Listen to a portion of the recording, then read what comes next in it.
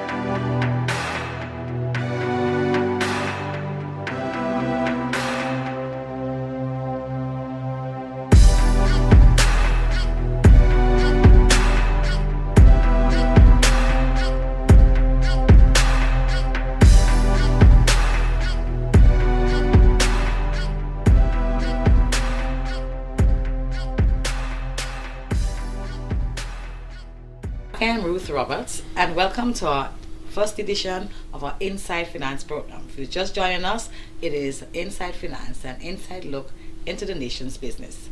And with me in the studio, I said, Mr. Brizan, welcome to the first edition. It's nice to have you as we get the ball rolling on our Inside Finance television program. Thanks for coming. Thank you very much. Yes. And it's a pleasure to be here. Wow, thank you. So I think we go straight into the business of things because I know at the Central Statistics Office a lot is being done. But give us a sense of what are the main functions of the CSO. Okay, so basically we collect, compile economic and social statistics and also environment statistics. Through the conduct of surveys, censuses, also administrative sources, and we produce official statistics for a number of stakeholders, mainly government policy making, and there are other regional and international policy makers, organizations that we that would request this information, along with researchers, students, and the general public. And basically when we think about statistics, and sometimes people don't understand how important it is for us to have evidence. We make a lot of claims about this or that and the other, but it's important for us to have this data. Why? Yes, it's very important for evidence-based planning. Our decisions need to be evidence-based, and that is how our policies can be effective and can effect change. Okay. So the statistics would tell you what exactly the problem is or the cause of the problem, and then you can create the required policies to solve them. And like they say, numbers don't lie. They don't lie. Right. I understand that the Ministry of Finance would have launched Grenada's Country Poverty Assessment. Can you tell us a little bit more about what this is? And I heard it's an enhanced, what that also means. All right. So we would have launched our Country Poverty Assessment, or Enhanced Country Poverty Assessment, on the 18th of April. And this launch was preceded by a Living Standards Measurement Committee meeting. Now, Living Standards Measurement Committee is a committee of directors of statistics and other key stakeholders in the social ministries of OECS member states, right? Along with development partners like CDB, World Bank, UNDP, and also the OECS Commission, right? And so the launch itself comprised of these said persons who attended that meeting, and then we'd have also invited our national stakeholders, the National Assessment Team, and the National Assessment Team is a cabinet appointed team which provides guidance and oversight to this whole country poverty assessment. So explain for us a little bit further, what exactly is the poverty assessment about? What are you looking at in this way? So a country poverty assessment, as the name suggests, is a comprehensive assessment of poverty in Grenada. It examines the characteristics of the poor, the causes of poverty, the effects of poverty, and also the systems that are in place in the country to support the poor. It's an assessment of the systems, right? So it is not just a survey, right? It has 5 major components, both qualitative and quantitative. And the Central Statistical Office is responsible for the quantitative aspect of it, which is the first component, which is the survey of living conditions and the household budget survey, right? And this survey gives you the well-known rate of poverty, that is how much persons are living in poverty. Right. And also it tells you, it's an expenditure survey as well, so it tells you about person's expenditure. This is also important for our CPI basket, because we would be revising our CPI basket, which is about 10 years old, so it's due for revision, right? So we tie the both of them together. Price index, the consumer price index, that is what it means, which is a measure of inflation in the country. That is the average price level in the country. That is what inflation is. And there are other components also. For example, the participatory poverty assessment, which is normally called the voice of the poor, and it comprises focus group discussions with poor persons, because it is important that you get to hear the experience of the poor, how they experience poverty. So this is the qualitative component. Right, and that's important because it's not about just deciding, okay, the person doesn't have money to spend, and that means that they're poor. There are other elements that are responsible for. Right. And then you also have the institutional assessment, where you look at the institutions that help to eradicate poverty in the country, whether or not they are functioning effectively, or so you'd examine what they would have been doing in the past. Then you also have the macro socio-economic assessment, which is an overall assessment of the country to give context to the project. Yes. And finally, you have what we call the vulnerability, poverty and vulnerability mapping, which is a new component, and which is one of the reasons why this is called enhanced, because of this added component, so where you can actually on a map identify the poor, sort of, right? So so this is, as I say, it's a comprehensive assessment, and no one government ministry will be involved in it. So we have our role. Other players in the Ministry of Finance, like Economic and Technical Cooperation, and the policy unit have responsible for components. And of course, social development. Social development has a major role because they are responsible for the participatory poverty assessment. Cool. So it's kind of like a comprehensive approach. Yes, and it's a collaborative effort among key government agencies. Right. So the importance of it is not so much just to find out how many persons in Grenada are poor necessarily, but also you have systems in place whereby you are able to address the issue of poverty. When will this survey be conducted? I know you had a launch some time ago. Yeah. Right. So we intend to start the training of our enumerators towards the end of May, and also start the field work around that same time, end of May, beginning of June. I know Grenada will also be conducting 2 poverty assessments. Well, you've conducted 2 poverty assessments prior to in 1998, I think, and in 2007, 2008. Can you share with us some of the key results from that survey? Yeah, sure. So in terms of the poverty rate for 1998, it was 32.1%, right? And in 2007, 2008, it was 37.7%. So that means 37.7% of the population. Of the population, right? And at first glance, you would think that the situation would have worsened because you have more persons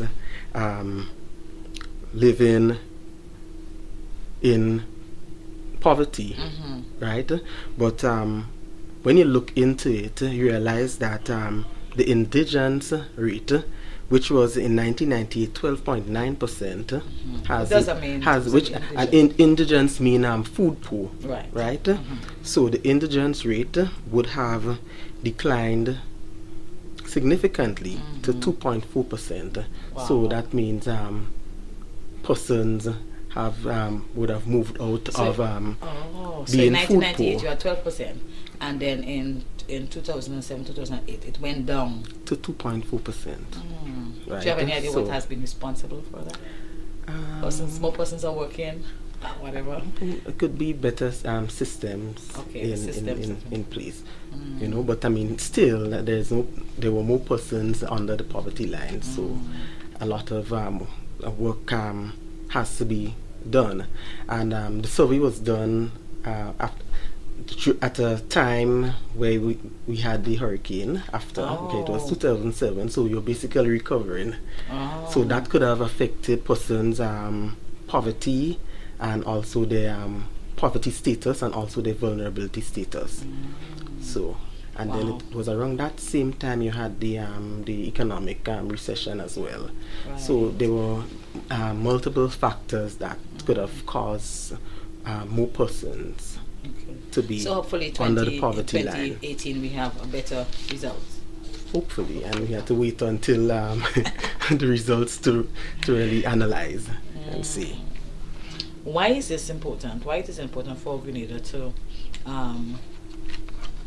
have this kind of a data, and how would it be used? We talked earlier about informing policies and putting systems in place as you were doing the enhanced assessment, but it's important for us to have this data so that we'll be able to more or less, like you said, put the systems in place, because it's not so much about somebody in one part of the country or the other having being poor or something like that, but it's more about what are the policymakers doing in order to be able to address those issues. Right? So you don't want people to think that you're just coming into the house just to find information, but the idea is so that systems can be adjusted. Yeah, that's what we're saying, right? Yes, and basically there's a growth and poverty reduction strategy, which obviously would need updating, and I think the strategy is up to 2018. So this survey provides important information for updating this strategy. And also we have Grenada have to provide information for the Sustainable Development Goals, Right. which are goals that basically the end result of these goals is to end poverty. Right. 2030. By 2030 in all its forms everywhere. Right. So this information is very critical for monitoring those SDGs, Grenada's achievement of those SDGs. It provides the indicators, right? Is this poverty assessment, in this particular one that we're having this year, are there any changes or improvements in the way that the data is collected? Oh yes, there have been, as compared really to the last two. There have been significant changes, I would say, and which is one of the another reason why it is being called the Enhanced Country Poverty Assessment, because previously the definition of poverty was a failure of an individual or a group of persons or a community to achieve some acceptable standard of living, right, which is of a material base. And the term that was used is of a material base.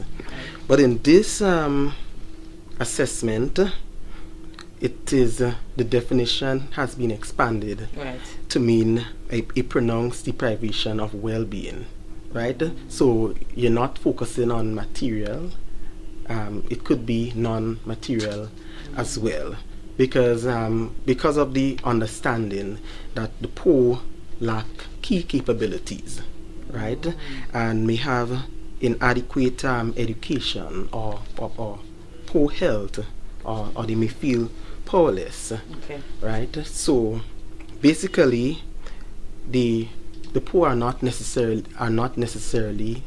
only those who suffer from a lack of food, clothing, or shelter, but it would be those persons whose personal and social circumstances would limit the range of choices that are available to them. So a lot of research would have gone through this over the last 10 years, and there were techniques that were developed to measure other forms of deprivation. And this country poverty assessment speaks to multidimensional poverty, which is basically what poverty is. It's no one dimension can adequately define poverty, and that was the limitation of the poverty assessment in the past, because the dimension that was used was consumption. So persons were deemed poor if they fall under a certain level of consumption. In 2007, 2008, that level was 5,842 EC dollars per year. Right? But now we are moving away from this. We're not forgetting about it because it's important, but we're adding another component to the analysis called multidimensional poverty. So we are looking at other dimensions like education, deprivation in education, deprivation in health, deprivation in living conditions, and deprivation in employment, and even security and these things, and persons vulnerability to disasters and all of these things. Wow, I think thinking about it, it's really interesting. So we will we have to go into our did you know aspect of the program. So we would take a break and we will be right back, because this is our Inside Finance TV production, and inside look into the nation's business. It's basically what Ministry of Finance does, what we do, who we are, and how we interact with the general public. So, did you know that 45% of the labor force are women? We'll tell you a little more when we come back.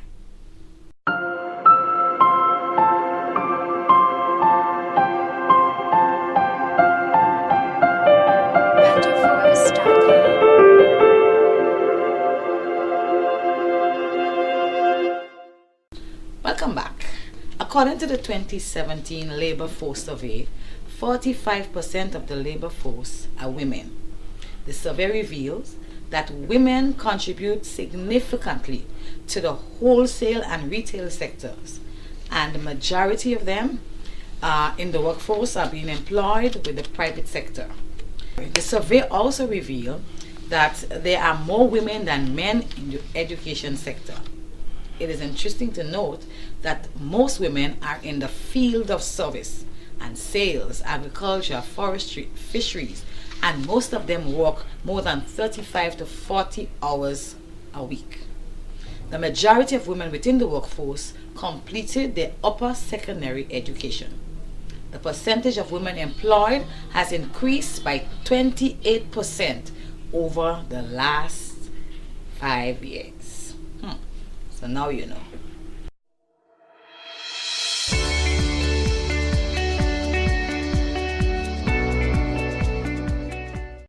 Welcome back. I'm Ruth Roberts. In case you've just joined us, this is our Inside Finance television program, an inside look into the nation's business. This inaugural program features the Statistics Division. With me is the Director of Statistics, Mr. Halim Brizan. Mr. Brizan, we've spoken a lot about the Poverty Assessment Survey and the Enhanced Poverty Assessment Survey. We've spoken a lot about those surveys and why they are important. I understand also that your office has completed its labor force survey for 2017, right? Mm-hmm. Before we talk about the result, what exactly is the labor force survey? Okay. The labor force survey is a household survey. Mm-hmm. It's a sample survey. So we take a sample of the the total number of households, the population of households in Grenada, which is just over 36,000. So we take a sample of 1,365 households. And this survey divides the working age population, which is considered as a population 15 years and above, international definition, into three mutually exclusive categories of employed, unemployed, and not in the labor force, and provides descriptive and explanatory data on each of these classifications. Now, when we say mutually exclusive, what this means is that you cannot be employed and unemployed at the same time, or employed and out of the labor force at the same time, or unemployed and out of the labor force. So this is what the instrument that we have would decipher your economic status, whether it is in the labor force, meaning that you're either employed or unemployed, or out of the labor force, meaning that you're economically active.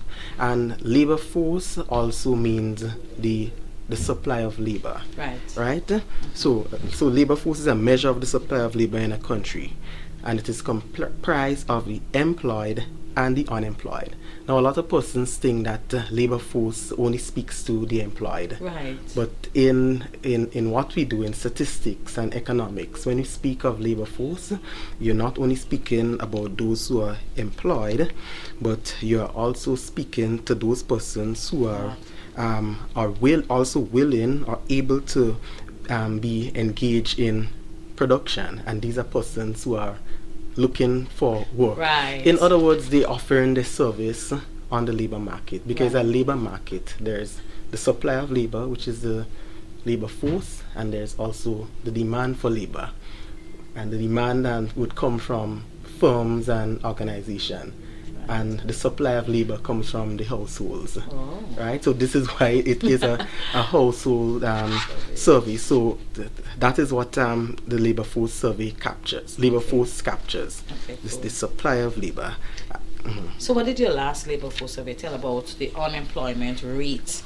And if you can compare 2017 with 2016, what is it telling us?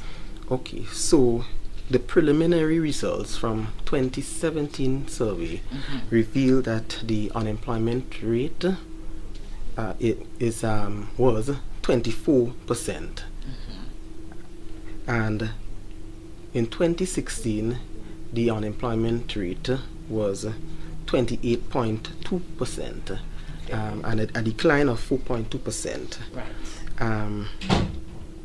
In terms of so a decline of 24. So that's good news then. Yeah, a decline of 4.2%. Right. It's quite a significant decline in a short space of time. Okay, so that means like economic activities. I mean, things are taking place and persons are finding more things to do apparently. Yes, and we would have seen this in terms of the economic activity, in terms of the gross domestic product at market prices. It would have grown by 3.8% in 2016, and it is estimated to have grown by 2.9% in 2017. So this could have contributed to the to increase in employment, which from the said survey is estimated to have been 1,095 persons. Okay. Right? Okay. So as we look at the results that we are having, what would you say are the main contributing factors to the over 4% decline? Right. Right. So how does lower employment rate affect the poverty rate? Okay. So I mean, employment and poverty. If you, what's the relationship? Yeah, there's a relationship between employment and poverty. That if persons are employed, you expect that the poverty rate would decline, but this is not always the case, because there's still the issue of the working poor, right? And so, as I always say, that employment is not an end in itself, but it's a means to an end. So you become employed because you want to get yourself out of poverty. But sometimes the certain working situation may not allow for that. And for persons who are employed to get out of poverty, then the jobs which they have should afford them a good standard of living, a decent standard of living. But Mr. Brizan, when you think about it, in a lot of cases, like persons might be working. Say, for instance, I know that I have been working in my past years. I work with persons who might not be working for a lot of money, but the what they do with their money is more than anything else. Sometimes you find, well, cell phone is popular, so persons will, for the ladies, they might buy a hairstyle or might do their nails or something. So in a lot of cases, it doesn't mean that they do not have money per se, but is what they do with the money they do have. That's correct. Right. So sometimes persons are deemed poor. Are not necessarily poor because they spend because of the choices they make, which also goes back to the definition of poverty, But also startling is that when you look internationally, 40% of the working population in low-income countries live in extreme poverty. Right? That is not necessarily the case for Grenada, but it is something that we should never lose sight of. That even though there are persons who might be working and they also might be living in poverty, which is what policies also need to address as well. And yes, I know in the 2018 budget, a lot of emphasis was placed on the youth, right? Have there been any improvements in the youth population? Because I know that in 2018 there is a quest, right, to address the issues of youth unemployment in Grenada. We have seen a significant decline in youth unemployment, and I'm speaking to the age group 15 to 24. Which is the international definition used for youth, and this would have declined over 10%. Wow! Right, so it's quite significant in 1 year, which reflects government policy having an impact. Address. Well, I mean, even we've seen a number of young persons also get into, sit in the Senate, and they have leadership responsibilities. So I guess the government is putting its money where its mouth is, right, so to speak. And this could have contributed to the overall decline in the unemployment rate as well. Okay. Right. Wow. In terms of the survey, when would it actually? I know you usually have quarterly survey when it comes to the labor force. Why are quarterly surveys necessary, and do we actually have quarterly survey? Well, in fact, we normally do annual survey, right? But annual survey that we do only speak to one week, a reference week, we call it, of the year, right? So it may not give a true sense of what the unemployment rate is for the entire year, right? So now we want to move to, and we have been preparing to move into quarterly labor force survey, because there are seasonal factors that may affect employment throughout the year. You know, some persons are seasonally employed, right? So we would want to get a sense as to what employment and unemployment is throughout the year. And this is added and valuable information for policymakers to better be able to address the employment situation in Grenada. So when will the labor force survey be conducted? So this year? Well, we're looking to start our first quarter in June, right? But that is basically for the second quarter, right? Because we're currently in the process of preparing the quarterly surveys, and we're getting assistance, technical assistance from Statistics Canada, that is under the project for regional advancements of statistics in the Caribbean. So we're actually getting assistance from one of the best statistical agencies in the world to help us design a framework for doing quarterly labor force surveys. And I think they are also assisting you with your new website. Oh yes, they are. I mean, where are you with the website? We hopefully we will launch by June, first week in June. That is the date that we have. So for the first time, the general public can have access to all our data, information that we produce. Wow, that's good. So we don't have to come up the step. No. Right. Well, viewers, this is our Inside Finance television program. With me in the studio is Mr. Halim Brizan. He's the director of the Central Statistic Office of the Ministry of Finance, and we have been looking at the multiplicity of things that are done at the CSO. We'll be right back. We are going to focus a little bit on our little finance facts. It is Inside Finance, an inside look into the nation's business. So don't go away. We will be right back.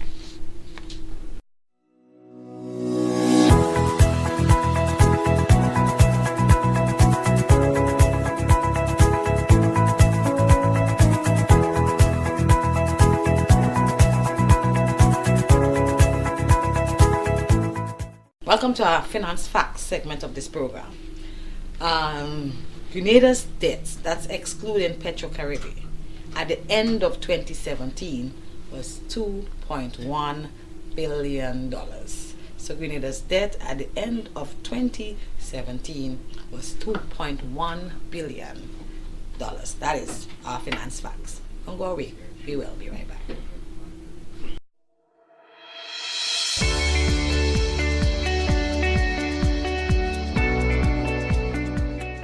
Welcome back.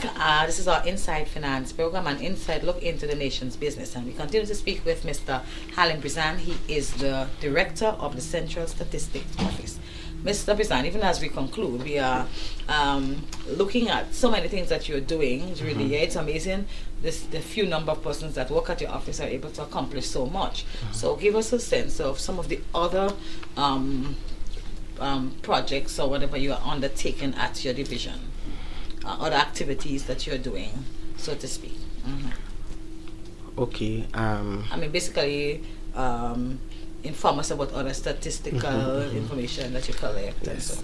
So we produce GDP statistics, which is the gross domestic product. It's a measure of the production in the country over a year, well, over a period of time, and we're endeavoring to produce quarterly GDP, just as we are endeavoring to do the quarterly labor force survey, in the hope that these two will complement themselves. We also do inflation. We spoke about this, the CPI, and the household budget survey, which would be a part of the poverty assessment. That is important for updating our CPI basket. But we produce monthly CPI data, consumer price index. So monthly data on inflation. We also produce balance of payment statistics. What? Quite a lot. Trade statistics, and trade refers to merchandise trade, I should say. It refers to exports and imports. And well, customs is instrumental. We liaise with customs. They're instrumental in providing us the information that we edit and clean and produce. And so this is like the economic side. You know, we also get information from the Grenada Tourism Authority on tourism statistics, tourism indicators. Then we have the social side, where we collaborate with other ministries and divisions to get information.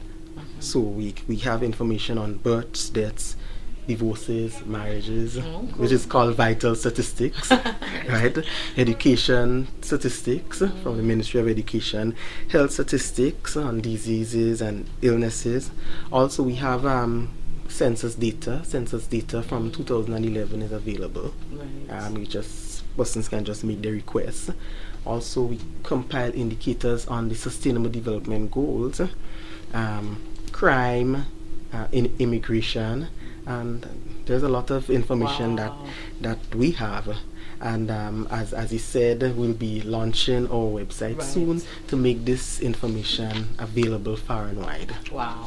So I think that's quite a lot in terms of, and then you're able to. One of the things that I really want to ask you before you go, when it comes to surveys in particular, people are always kind of conscious about confidentiality. How are you able to ensure that persons can, give you information and then it is safe? Do you have systems in place to ensure that the persons who collect the data are confidential?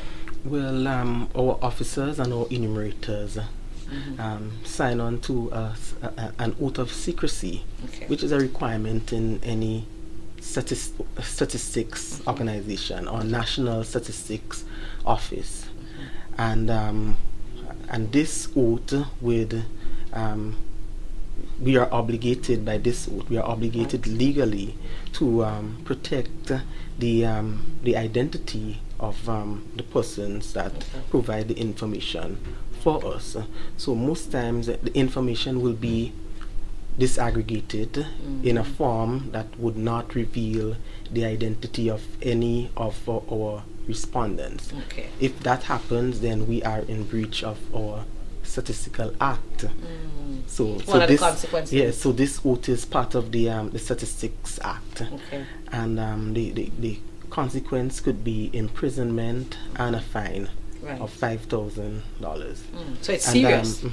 And we also, we spoke about the new activities. We also in the process of revising our statistics legislation so as to make this sanction even more serious, because of the responsibility that we need to have in protecting persons' private information. Right, so this is important because persons can feel free now to give information to you because they are. And when we go and conduct our surveys, we do record the names and the addresses of persons, but this does not get into our database. It's only for us to do our spot checks and so, right? It's only for administrative purpose, so that we would know that the persons are doing what they're supposed to do and asking the questions what they're supposed to. It's a way of us supervising. Wow, this has been a very educational journey into the Central Statistics Office. As we spoke about the functions of the division, we spoke about the country poverty assessment and other surveys that you do, and more importantly, we spoke about how persons can freely, give. And it seemed like you do quite a lot. And with your website coming on board, it's going to be really good for the general public to be able to access those information. Wow. So we want to say thank you so much, Mr. Brizan, for sharing with us. We know that you have a very busy schedule, but you chose to be with us today, and we just want to say thank you so much. So, and thank you so much. Yeah. It was indeed a pleasure. Wow. So thank you, viewers. It has been a wonderful experience, our first edition of Inside Finance television production, and the Ministry of Finance is here to serve you, so do not be afraid to contact us. Our contact information is on the screen. So thank you so much for our team at the GIS. Thank you so much for helping us to bring this program together. It's Inside Finance. It's a monthly edition, of our Inside Finance production, and we are saying it is an inside look into your business, the nation's business. So please join us again next time for another program. We'll be featuring the Inland Revenue Department. You are going to get to know a little bit about our departments, what we do, and how we interact with you, so that we are able to build a better relationship. So I'm Ruth Roberts. Thank you so much for joining us.